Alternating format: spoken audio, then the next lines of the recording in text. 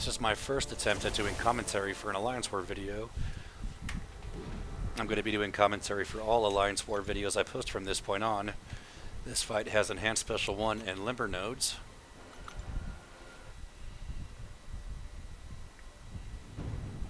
I'm focusing on two things for this fight against Miles. The first is I'm taking blocked attacks so I don't go through Limber too fast.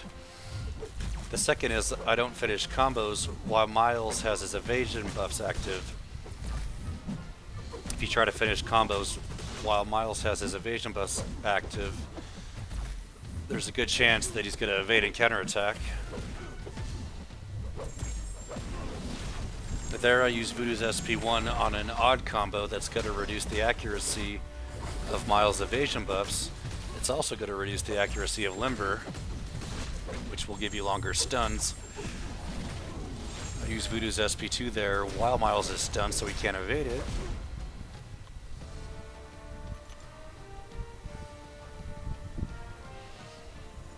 This next fight has a 4-star mutant defender. Usually that means it's going to be Nightcrawler or Iceman. It has enhanced abilities and stun immunity. Sometimes you'll get Domino or even Cable there too.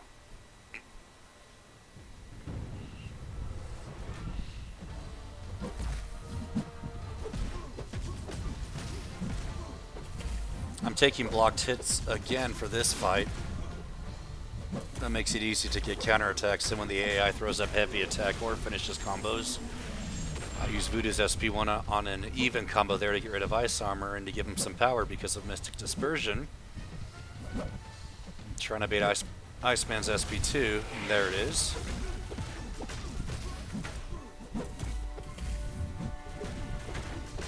I use Voodoo's SP2 there on an even combo to get extra power burn damage.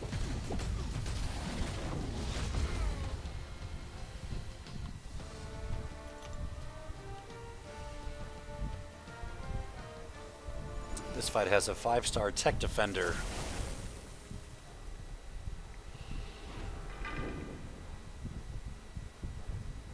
As you can see, there's Ultron in the player's profile. That means Voodoo's Spirit Poison's not going to be an option. This is the Buffet and Enhanced Regen node on Path 6. So I go with Proxima Midnight. Proxima gets her parry mission as the first mission. Here I stop attacking so I can bait Ultron's SP1 and so I can parry it to help finish the parry mission.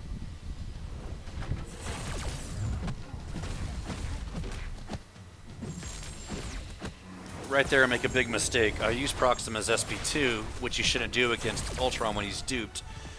That's going to give him both power and health. Ultron does 3 hits there after evading a heavy attack, which does more than 40% health damage on Proxima. As you can see, Proxima's light attack has some very, very big range that makes it easy to finish your intercept mission.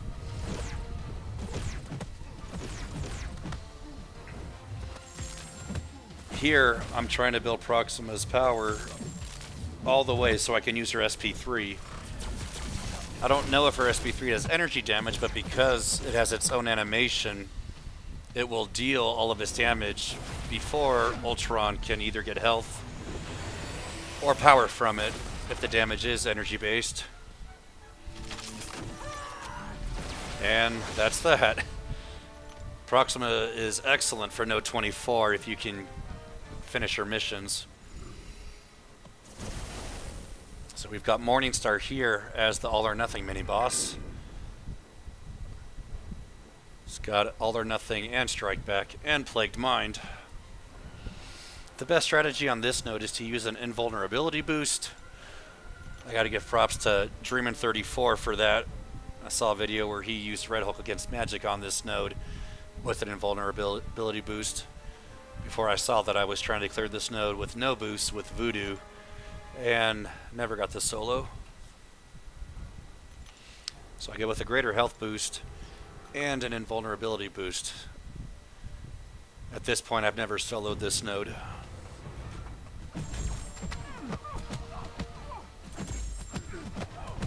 I'm only using light attacks with Luke Cage for this fight. I'm trying to build as much exhaustion as possible without getting Morningstar to full power, so she's going to use her SP3. It's going pretty good so far.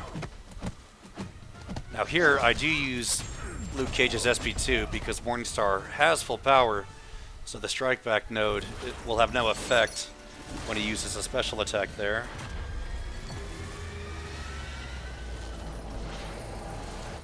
For this node, if you use an invulnerability boost, it's very important not to take any regular hits. So even though Plagued Mind just got rid of Cage's power right there, he still got enough exhaustion to buff stack to do some pretty good damage.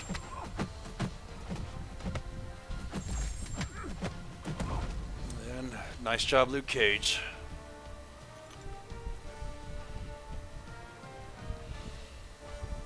This next node on path 6 is the Power Shield node. When I first started taking path 6 again, I was going with Proxima Midnight for this node because of her special attack damage after she completes missions.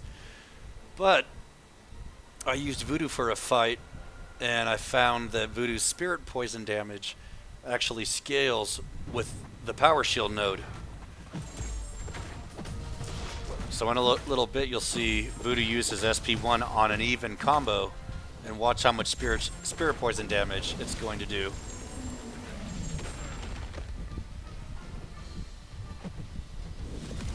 So Voodoo's got 3 spirit poisons stacked, and that's going to drain Cable very fast.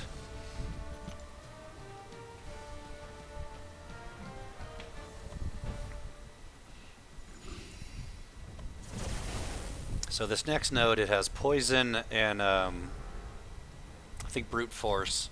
It's a 5-star tech defender. Doesn't show up in the player's profile. So I'm going to go with Voodoo again here. I use a combat regeneration boost just in case the fight doesn't go that well and it goes longer than expected. And it's Dr. Octopus.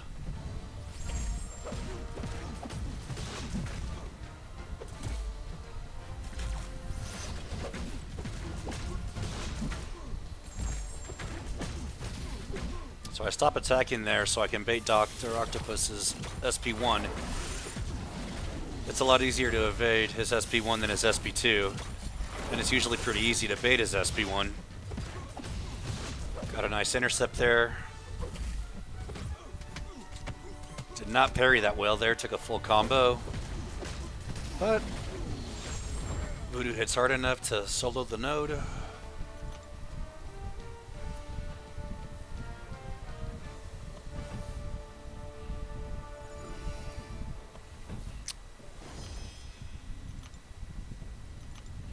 Next up, we've got an Agent Venom mini-boss. Since this is, I think, tier 4, let's see.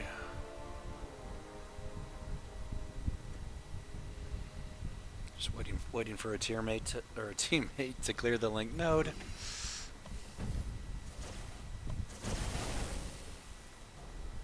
And this mini-boss has, let's see, Kinetic Reactor and Plagued Mind. At tiers 1 through 3, it also has Limber.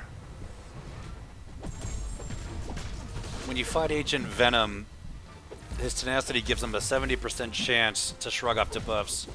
That includes stun. I always try to use light attacks after I parry Agent Venom because light attacks are able to land much faster than medium or dash attacks. I use Voodoo's SP1 on an odd combo there. That's going to reduce the ability accuracy of Agent Venom's tenacity, which makes it possible to stack spirit poison.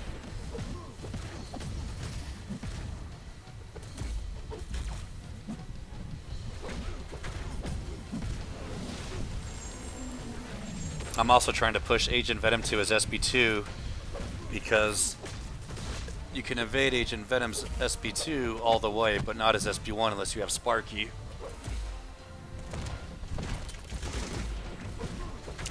Agent Venom's SP1 might be a little easier to counterattack, but I'd rather not take the block damage.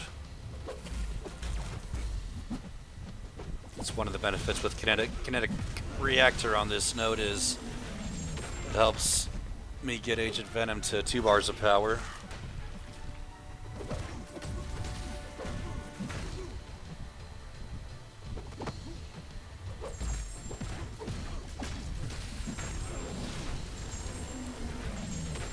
Can stack a little more Spirit Venom there. Fully evade his SP2. And finish him off with an intercept in SP1.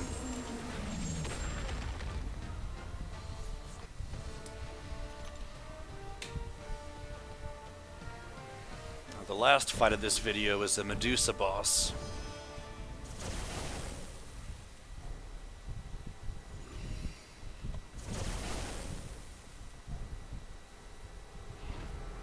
So since this is tier 4, it might be 5, she doesn't have as much health as she would if it was tier 1 to 3.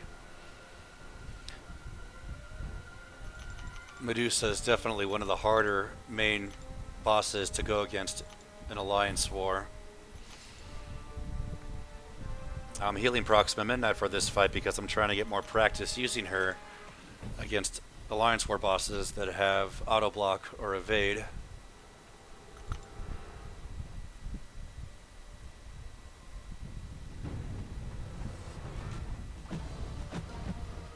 So the first mission that she has to complete is her intercept mission.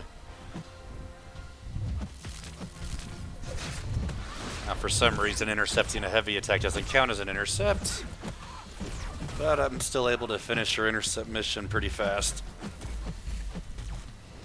Now the downside is now I have to play keep away to avoid her living strands. Now, you don't want to try to counterattack with a heavy attack after Medusa finishes her heavy attack. You can use a heavy attack to intercept her heavy attack after the first hit, but you don't want to use it after she finishes.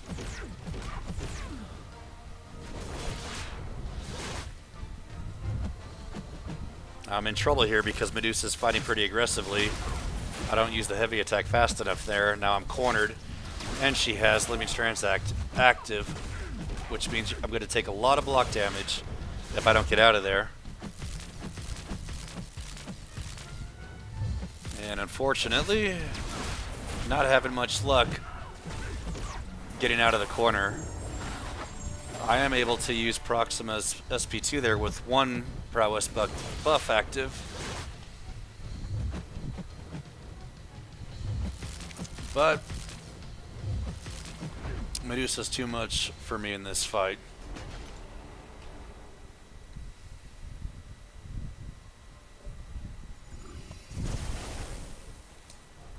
Now I'm going to go with Dr. Voodoo against Medusa. I'm much more comfortable using Voodoo against Medusa for Alliance War boss fights.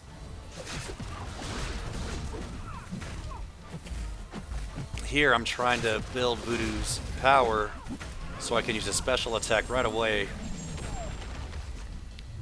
The main strategy I try to use with Dr. Voodoo against Medusa in these fights is if Voodoo has at least 1 bar of power while Medusa is still stacking her Furies, I use his SP1 on an even combo to get rid of her Furies and any adaptive buffs.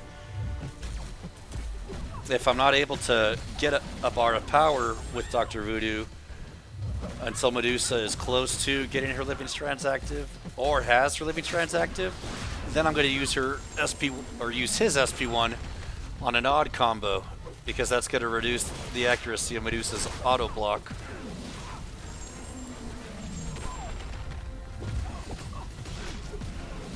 So the fight's going pretty well so far.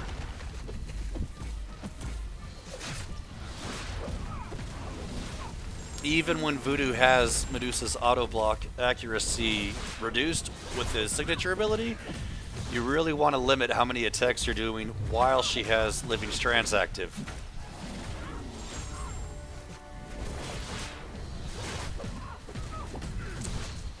It looks like I've got this fight under control, but unfortunately something's going to happen very soon. That's going to turn things around. So I had my alarm set, and it went off during that fight and crashed the game. So that fight counts as a forced reset, so Voodoo loses half of his health.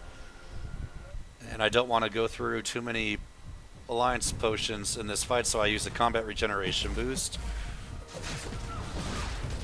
Same strategy as last time to start off. Try to build that power as fast as possible, so I can try to nullify those buffs right away. Voodoo's SP3 is very useful for this fight because it helps prevent Medusa from using her SP2. Medusa's SP2 can do some wicked block damage, even if she doesn't have Living Strands active when she's an Alliance War boss. So there, I'm able to use Voodoo's SP1 on an odd combo to reduce Medusa's auto block accuracy. I use Voodoo's SP3 there on an odd combo too to keep the accuracy of Medusa's auto block reduced.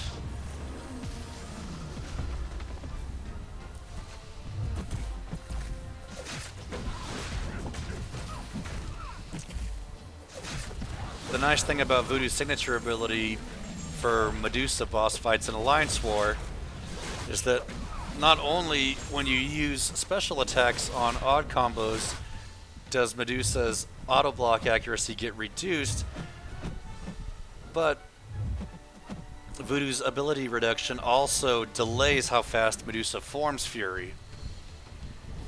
So that gives you more time to get attacks in to either build power or just do more damage before Medusa's Living Strands activate.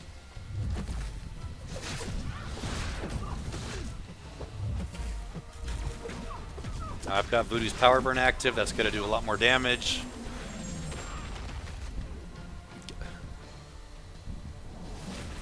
One of the downsides of having Mystic Diversion maxed is that sometimes you'll nullify too many buffs, and instead of getting enough power to use an SP2, Voodoo will get pushed to max power, which means you have to use an SP3.